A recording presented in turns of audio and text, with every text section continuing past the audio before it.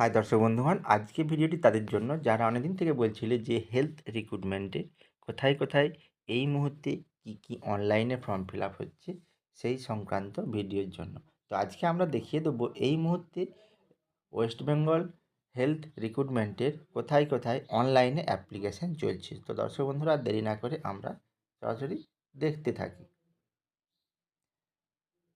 আমরা এই মুহূর্তে দেখে নেব যে ওয়েস্ট বেঙ্গল হেলথ রিক্রুটমেন্ট বোর্ডে ওয়েস্ট বেঙ্গল হেলথ থেকে যে রিক্রুটমেন্টগুলি অনলাইনে হচ্ছে কোথায় কোথায় হচ্ছে এবং তার ডিটেলস সম্পর্কে আমরা একে একে দেখে নেব।